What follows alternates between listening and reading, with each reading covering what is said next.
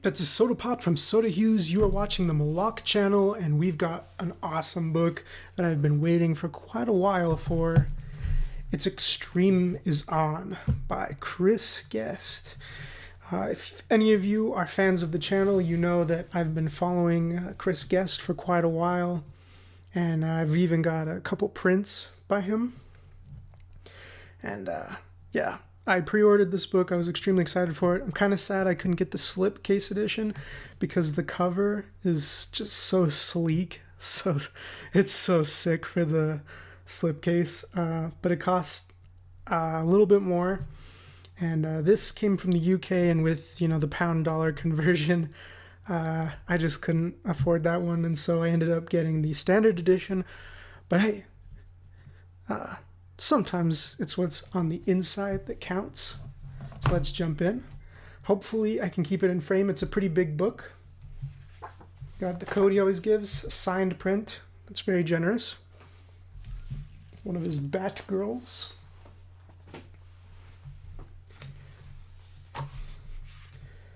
I love the colors. It's very, very him. I think he said he was involved with the design process, which I can definitely see being true. I can definitely see that being a possibility. But there are some interesting things with that too. For example, I don't know how I feel about the title pages and kind of where the baseline lands for the typography. There's a lot of interesting typography in the book. I love this title font that he chose, but sometimes we run into some problems. Like here we got very interesting typeface choices. Basically no margin. I don't really know how I feel about this kind of Declaration of Independence, Pirates of the Caribbean looking font. But yeah, it's kind of funny to hear how it got started. His girlfriend, who eventually became his wife, saw like a red abstract painting, kind of non-objective painting, and was like, hey, you kind of studied art. Do you think you could do something like that? And he was like, I guess so. So he went to go and try it out, which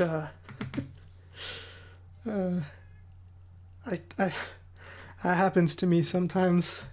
Sometimes people ask me about to do things in fields that I'm not actually in, though. This is kind of insane. He did a mural in oil paints, which I guess some people probably do and used to do, but to me that's fucking insane if you've ever tried to work with oil and the way it dries. But that's kind of a divide between artists, I feel like, is some artists love how forgiving and malleable it is and how much time you have. Like that's how my father is.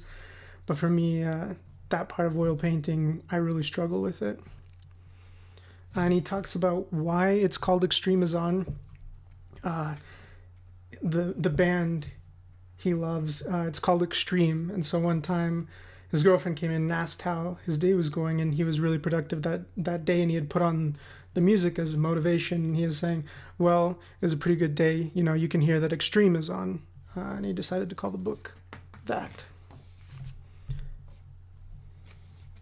Yeah, I just love the way he does tattoos. I love it's not really kitsch, it's almost camp, kind of the things and he chooses to paint. The fact that he paints them so well, and the colors are just the synthetic, chemical, hyper bright, just very saccharine kind of art, just lovely.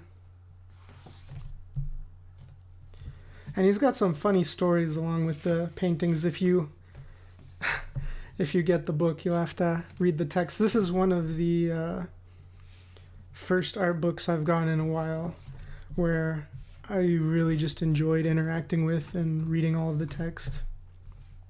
It's very personal. It kind of feels like he's talking. He's just speaking with you, which is nice, and he's pretty funny. Yeah, I remember that was another thing that would drive me crazy in oil painting, but one of these days maybe I'm gonna have to come to terms with it and get back into it, matching those colors.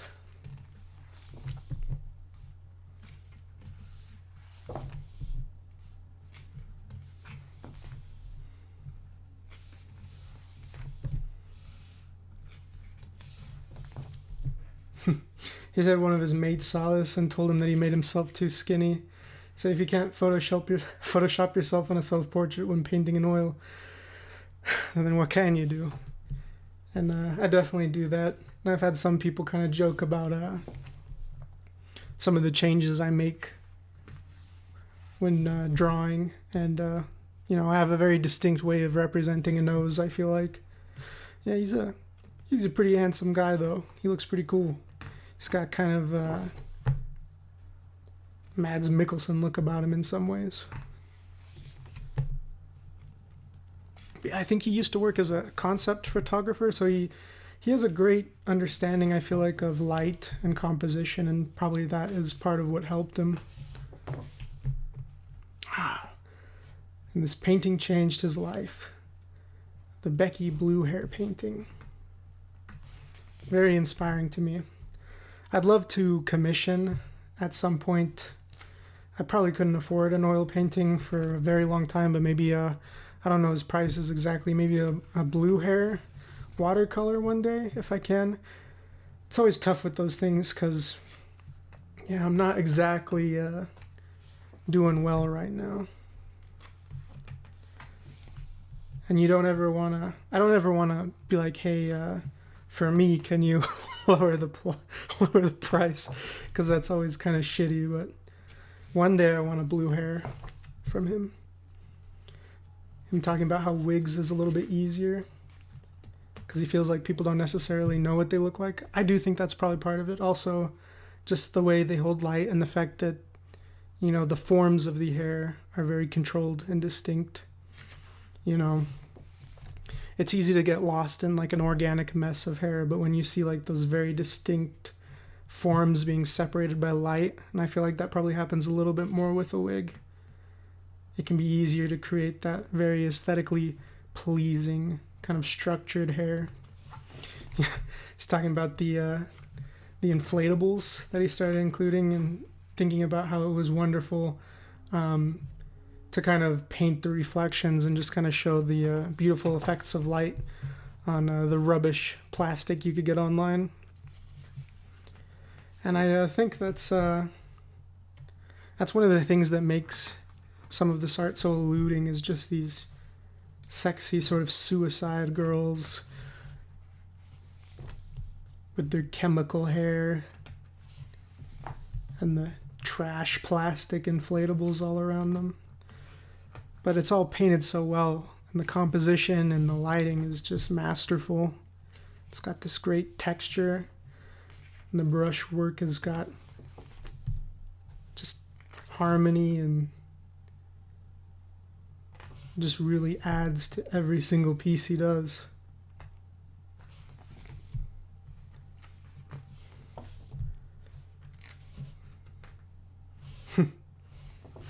The story behind this one's funny. I've worked with a couple models, and sometimes it's funny when you're doing photos. Just like, here's my idea. Like, that probably sounds a little crazy.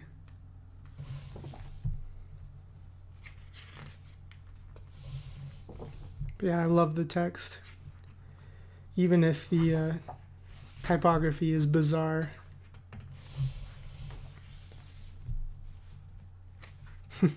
Then he started getting the kitty rides.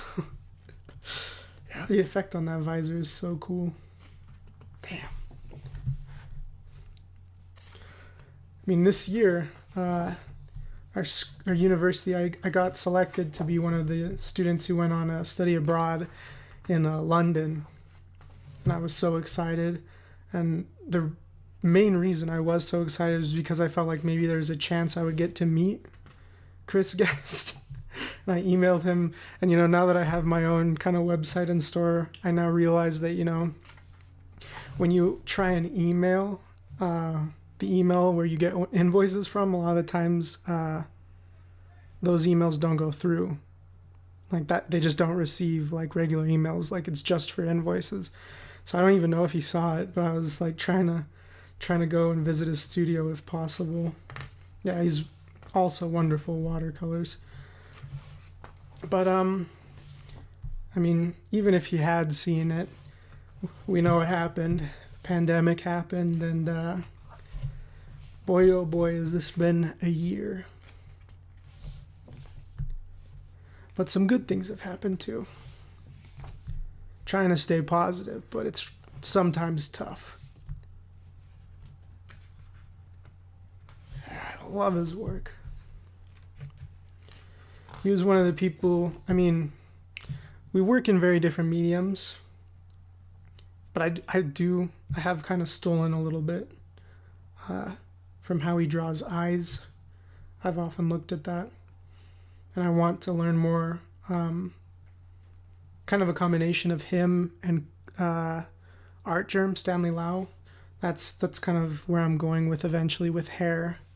I love this piece so much. Yeah, he did a print run of that, and I was broke then too.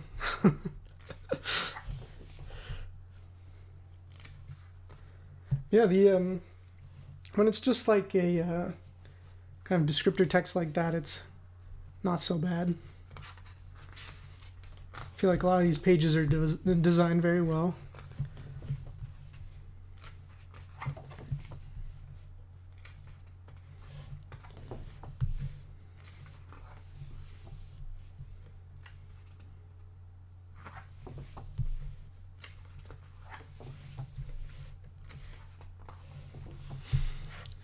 Yeah, I just thought it would be so cool to just be with these models and just for a living kind of do this kind of thing. So yeah, he was an inspiration to me, and he kind of pulled me away because I was going through a phase where I would only work in black ink, and you know, it's not that big of a change, and my art doesn't really look like his, but it did kind of make me want to start using color more.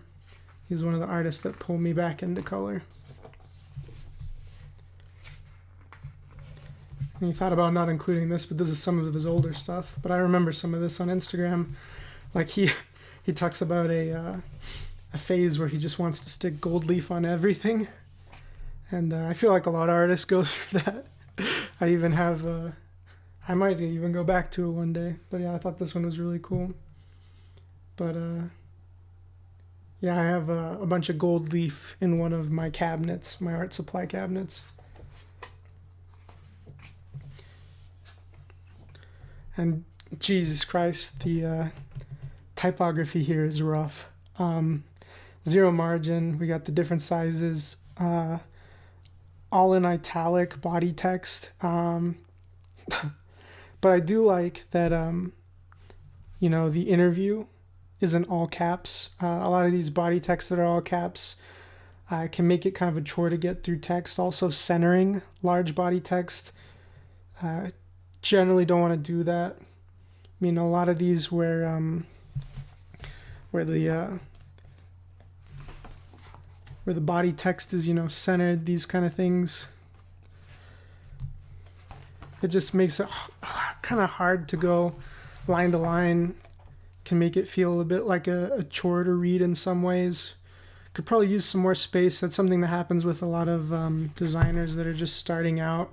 Kind of horror vacui, a fear of empty spaces.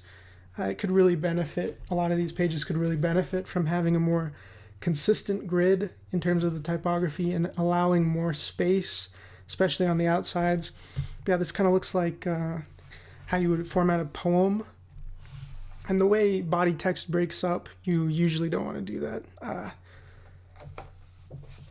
So in many ways, I mean, the advice here, I loved a lot of this advice. I think it was awesome to get those insights. I love the book so much. I love the work. It's dedicated to Betty, who was always his biggest fan as a kid. You know, you never know what influence you have on people, and I think that was really sweet. Yeah, a lot of really great stuff.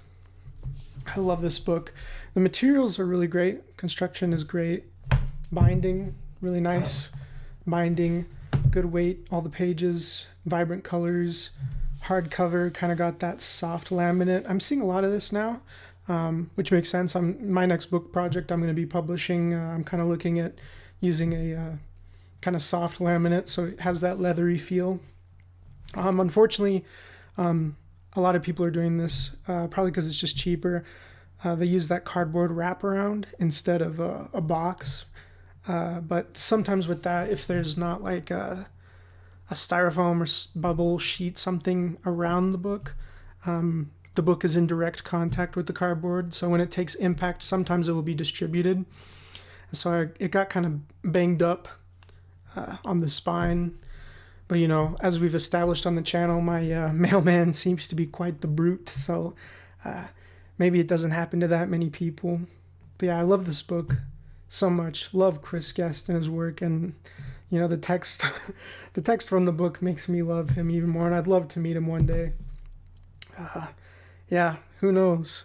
Who knows what the future holds at this point. But yeah, I'd definitely say it's worth it. A lot of the design and parts, especially the typography, is very amateur, but in some ways it is part of the charm, I guess. Personally, of course, me being a publication designer, I'd always prefer sort of more sleek and masterful typography, but you know what? Again, I'll say when it's a very personal book by an artist, I would prefer kind of that charming eccentricity over kind of a poor generic design system. So yeah, if this book is still available, I would say get it. But maybe that's just because I love Chris Guest and his work so much. But yeah, wonderful book. Shipping can be a little tough because it's from the UK, but hey, if you got a little bit of extra cash, get this book. Thank you for watching. I hope you like and subscribe. Maybe check out other ways to support the channel so I can keep getting art, supporting artists, and growing the channel. Thanks again, and I hope to see you again. Take care. You're such a